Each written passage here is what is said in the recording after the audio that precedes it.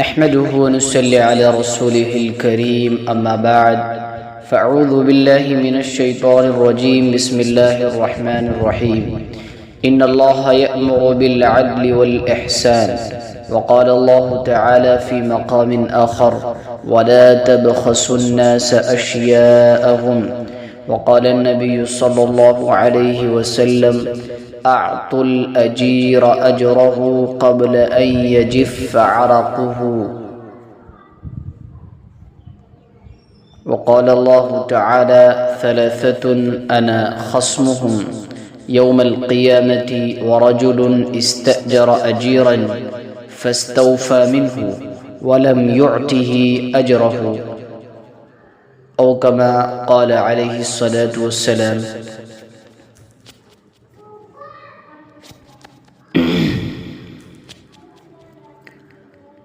قابل قدر سامعین کرام، دینی بھائیوں، دوستوں، بزرگوں، عزیزوں،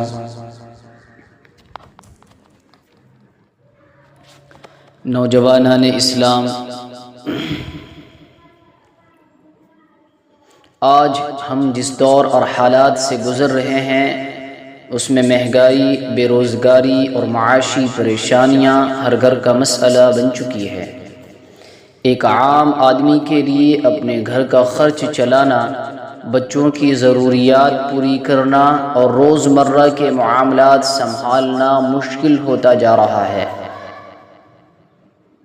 یکم مئی کو پوری دنیا میں یوم مزدور، لیبر ڈے کے طور پر منایا جا رہا ہے۔ دنیا آج مزدوروں کے حقوق کی بات کر رہی ہے، لیکن ہمارے دین اسلام نے آج سے 1400 سال قبل ہی محنت کی عظمت، رزق حلال کی اہمیت اور مزدور کے حقوق کا جو جامع اور آسان اور خوبصورت نظام دیا ہے، اس کی کوئی دوسری مثال پوری تاریخ انسانیت میں نہیں ملتی۔ برادران عزیز، اسلام میں اپنے ہاتھوں سے محنت کر کے کمانے والے کی بہت بڑی عزت ہے۔ ہمارے معاشرے میں بسا اوقات چھوٹے کام کرنے والوں کو کمتر سمجھا جاتا ہے، لیکن اللہ کے یہاں محنت کرنے والے کا مقام بہت اونچا ہے۔ ہم اکثر سنتے ہیں الکاسب حبیب اللہ، حلال روزی کمانے والا اللہ کا دوست ہے۔ ذرا تصور کیجئے کتنی بڑی بات ہے، وہ انسان جو صبح سویرے اٹھ کر سردی یا گرمی کی پرواہ کیے بغیر اپنے بیوی بچوں کا پیٹ پالنے کے لیے حلال رزق کی تلاش میں گھر سے نکلتا ہے، چاہے وہ کسی کارخانے یا پاور لوم پر مزدوری کرتا ہو، کوئی چھوٹی دکان چلاتا ہو یا سڑک پر محنت مزدوری کرتا، وہ محض ایک عام مزدور یا ملازم نہیں، بلکہ وہ اللہ کا محبوب اور دوست ہے۔ وہ شخص جب تک حلال کمائی کی تلاش میں رہتا ہے گویا وہ عبادت میں مصروف رہتا ہے۔ کیوں؟ اس لیے کہ وہ خود کو اور اپنے گھر والوں کو دوسروں کے آگے ہاتھ پھیلانے سے بچا رہا ہے۔ بعض اوقات ہم سوچتے ہیں کہ محنت مزدوری کرنا یا کوئی ہنر کا کام کرنا کسی قسم کی ہتک یا عار یعنی شرم کی بات ہے، لیکن یہ سوچ بالکل غلط ہے۔ محنت کرنا تو ہمارے پیارے نبیوں کی سنت ہے۔ تاریخ اٹھا کر دیکھیں، اللہ کے سب سے لاڈلے اور معزز بندوں یعنی حضرات انبیاء کرام علیہم الصلاۃ والتسلیم نے اپنے مبارک ہاتھوں سے محنت مزدوری کی۔ حضرت آدم علیہ السلام نے کھیتی باڑی کی اور زمین میں بیج بو کر اناج اگایا۔ حضرت نوح علیہ السلام نے لکڑی کا کام کیا اور اپنے ہاتھوں سے ایک بہت بڑی کشتی بھی بنائی۔ حضرت داؤد علیہ السلام ایک عظیم الشان بادشاہ ہونے کے باوجود بیت المال سے کچھ نہیں لیتے تھے، بلکہ لوہے کا کام کرتے، جنگی لباس زرہیں بناتے اور اسی کمائی سے اپنا گزارا کرتے تھے۔ حضرت زکریا علیہ السلام بڑھئی کا کام کیا کرتے تھے اور لکڑی کاٹ کر روزی کماتے تھے۔ حضرت موسیٰ علیہ السلام نے 10 سال تک بکریاں چرانے کی مزدوری کی، اور اگر ہم اپنے پیارے آقا حضرت محمد صلی اللہ علیہ وسلم کی مبارک زندگی کو دیکھیں تو وہ ہمارے لیے سب سے بڑی اور روشن مثال ہے۔ نبی کریم صلی اللہ علیہ وسلم نے جوانی میں بکریاں چرائیں، تجارت کے لیے لمبے سفر کیے، اور جب مدینہ منورہ میں مسجد نبوی کی تعمیر کا وقت آیا تو ایک طرف کھڑے ہو کر حکم نہیں دیا، بلکہ حضرات صحابہ کرام کے شانہ بشانہ مل کر اپنے کندھوں پر مٹی اور پتھر اٹھائے۔ اسی طرح غزوہ خندق کے موقع پر نبی کریم صلی اللہ علیہ وسلم نے اپنے مبارک ہاتھوں سے سخت سردی میں خندق کھودنے کا مشقت طلب کام بھی انجام دیا۔ حضرات محترم، جب اللہ تعالیٰ کے ان عظیم نبیوں نے، جنہیں اللہ تعالیٰ نے ہر طرح کی عزت و تکریم سے نوازا تھا، محنت اور مشقت والے کاموں سے شرم محسوس نہیں کی، تو ہم جو ان کے ماننے والے ہیں، ہمیں محنت کرنے سے کیوں شرم آنی چاہیے؟ کوئی کام چھوٹا یا حقیر نہیں ہوتا۔ حلال کمانا بذات خود ایک بہت بڑی نیکی اور فخر کی بات ہے۔ ہمیں چاہیے کہ ہر اس انسان کی عزت کریں جو محنت کی روٹی کھاتا ہے۔ کیوں؟ اس لیے کہ محنت کرنے والا اللہ کی نظر میں بہت معزز ہے۔ محترم سامعین، رزق کے حوالے سے اسلام ہمیں صرف کمانے کا حکم نہیں دیتا، بلکہ حلال کمانے کا حکم دیتا ہے۔ کمائی چاہے تھوڑی ہو، لیکن اگر وہ حلال اور سچی محنت کی ہے تو اس میں وہ برکت اور دلی سکون ہے جو حرام کے خزانوں اور کروڑوں روپیوں میں بھی نہیں مل سکتا ہے۔ برکات کا مطلب یہ صرف پیسوں کا زیادہ ہو جانا نہیں، بلکہ برکت یہ ہے کہ اس کمائی سے گھر میں امن و سکون ہو، بیماریاں کم ہو اور بچے نیک اور فرما بردار بنے۔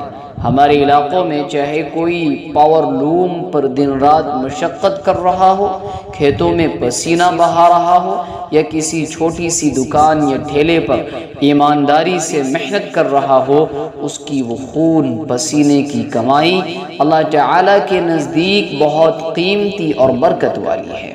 برادران عزیز، رزق حلال کا سیدھا اثر ہمارے جسم، ہماری روح، ہماری آنے والی نسلوں اور ہماری عبادتوں پر پڑتا ہے۔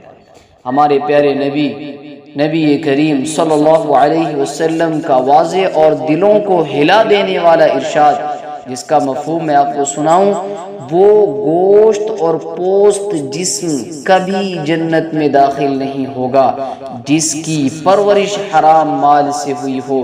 ذرا سوچئے، اگر ہم ناجائز طریقے سے کما کر اپنے بچوں کو کھلاتے ہیں تو ہم ان سے محبت نہیں کر رہے ہیں، بلکہ در حقیقت ان کے پیٹوں میں جہنم کی آگ بھر رہے ہیں۔ حرام کھا کر پلنے والے بچے اکثر بڑے ہو کر والدین کے نافرمان بنتے ہیں اور ہمارے معاشرے کے لیے بگاڑ کا سبب بنتے ہیں۔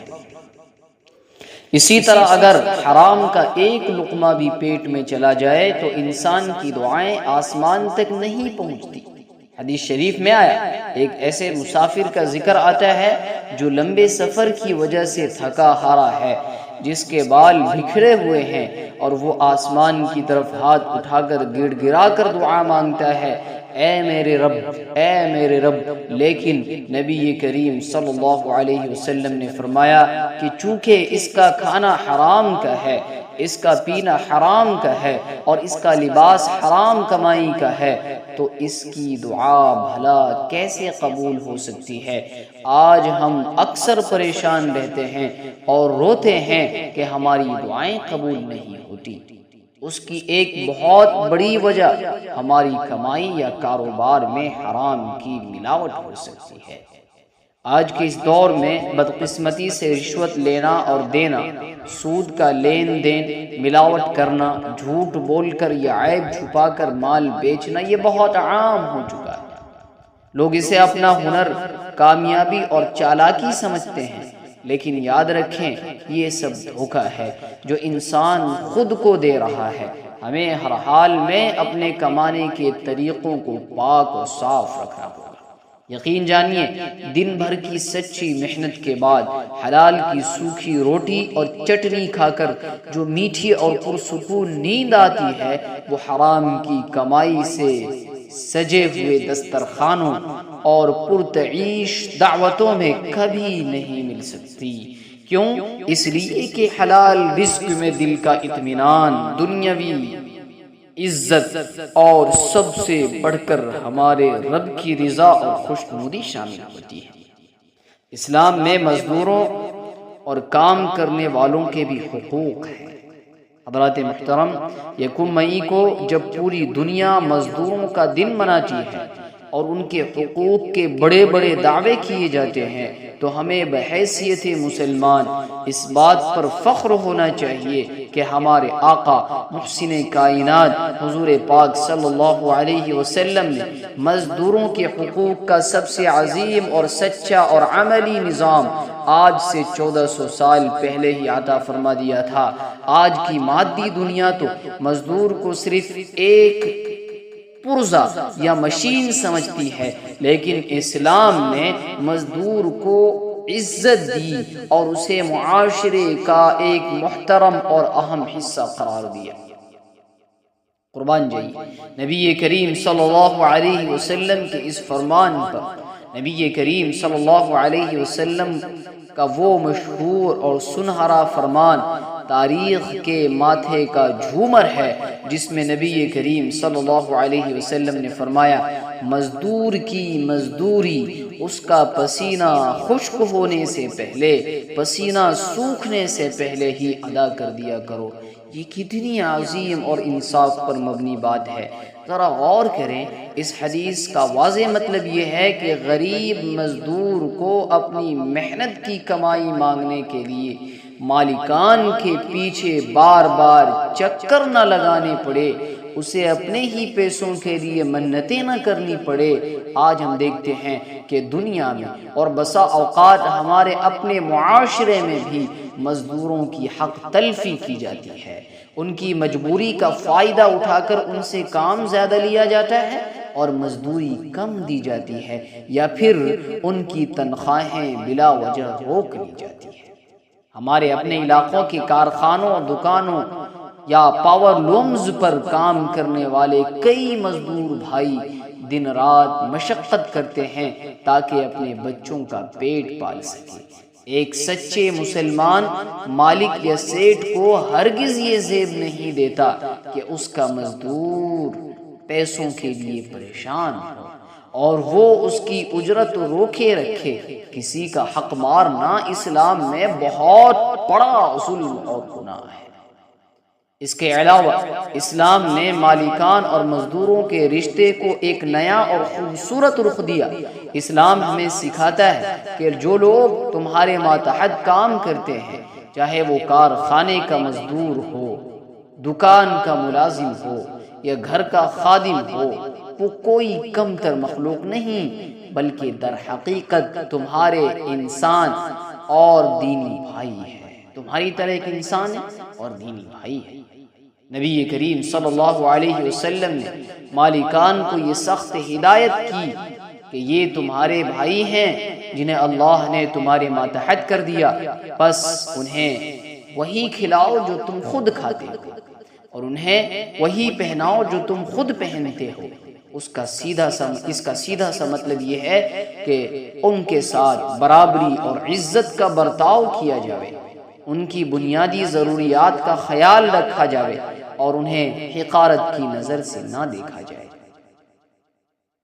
ایک اور شاندار اور ہمدردی بھرا اصول یہ دیا گیا کہ مزدوروں پر ان کی طاقت سے زیادہ بوجھ نہ ڈالو۔ سبحان اللہ۔ اور اگر کوئی بہت مشکل کام ان کے ذمے لگاؤ تو اس کام میں خود بھی ان کی مدد کر لیا کرو۔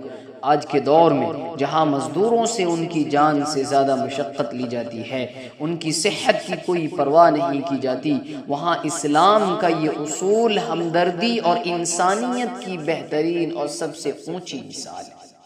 میرے بھائیوں، اگر ہم اپنے معاشرے، اپنے بازاروں اور اپنے کاروبار میں صرف اس ایک اسلامی اصول کو پوری ایمانداری سے نافذ کر لیں تو مالکان اور مزدوروں کے درمیان کبھی کوئی جھگڑا، ہڑتال یا تنازع پیدا ہی نہیں ہوگی۔ ہر طرف امن و سکون ہو، غریب کے دل سے دعائیں نکلیں اور اللہ کی رحمت ہمارے کاروبار اور کمائی میں خود بخود شامل ہو جائے۔ آخر میں خاص طور پر اپنی قوم کے نوجوانوں کی طرف متوجہ ہونا چاہتا ہوں۔ آج ہمارے معاشرے کا ایک بہت بڑا مسئلہ یہ ہے کہ ہمارے نوجوان اعلیٰ ڈگریاں حاصل کرنے کے بعد یا تو گھروں میں بیکار بیٹھے رہتے ہیں یا پھر کسی بڑی کرسی والی اور آرام دہ نوکری کے انتظار میں اپنی زندگی کے قیمتی سال ضائع کر دیتے ہیں۔ کسی چھوٹی محنت طلب نوکری یا ہنر کو اپنانے میں انہیں شرم اور عار محسوس ہوتی ہے۔ وہ یہ بھول جاتے ہیں کہ کامیابی کی سیڑھی ہمیشہ نیچے سے شروع ہوتی ہے۔ نوجوانوں، یہ یاد رکھو کہ اسلام میں بیکاری، سستی اور کاہلی کی سخت مذمت کی گئی۔ ایک جوان اور توانا انسان کا سارا دن موبائل فون پر یا چوراہوں پر بے مقصد گزارنا کسی طور پر مناسب نہیں۔ لہٰذا ہمارے نوجوانوں کے لیے واضح پیغام یہ ہے کہ ہاتھ پر ہاتھ دھرے حالات اور بے روزگاری کا رونا مت روئیے، وقت کی ضرورت کو سمجھیں اور اپنے اندر نئے ہنر، اسکلز پیدا کریں۔ اگر آپ تعلیم یافتہ ہیں تو میڈیکل، قانون اور سول سروس جیسے اہم میدانوں میں قدم بڑھائیں جہاں ہمارے معاشرے کو محنتی اور ایماندار لوگوں کی سخت ضرورت ہے۔ اور اگر آپ تجارت یا ہنر مندی کے میدان میں ہیں تو جو بھی حلال کام اور روزگار میسر ہو اسے عیب نہ سمجھیں، بلکہ اللہ کا نام لے کر بسم اللہ پڑھ کر آج ہی سے شروع کر دیں۔ یاد رکھیں، کوئی بھی حلال کام کبھی چھوٹا یا حقیر نہیں ہوتا، صرف ہماری سوچ چھوٹی یا بڑی ہوتی ہے۔ محنت کو اپنی زندگی کا اصول بنا لیں۔ ایک چھوٹا سا کاروبار یا چھوٹی سی نوکری جو حلال کی ہو، وہ دوسروں کے آگے ہاتھ پھیلانے یا بیکار بیٹھنے سے 1000 درجہ بہتر ہے۔ اگر آج آپ سچی محنت کریں گے اور صرف رزق حلال کو اپنا ہدف بنائیں گے تو یقین جانیے کل اللہ تعالی ضرور آپ کے رزق، آپ کے کاروبار، آپ کے کیریئر میں ایسی برکت اور ترقی عطا فرمائے گا جس کا آپ نے سوچا بھی نہیں ہوگا۔ اللہ رب العزت سے دعا ہے کہ وہ ہمیں محنت کی عظمت کو سمجھنے اور اسے اپنانے کی توفیق عطا فرمائے، ہمارے رزق میں برکتیں شامل فرمائے اور ہمیں اپنے ماتحتوں کے بارے میں فکر مند ہونے کی توفیق مرحمت فرمائے اور ہم سب کو سستی سے، کاہلی سے، مایوسی سے اور حرام کمائی سے ہمیشہ محفوظ فرمائے۔ وآخر دعوانا ان الحمد للہ رب العالمین۔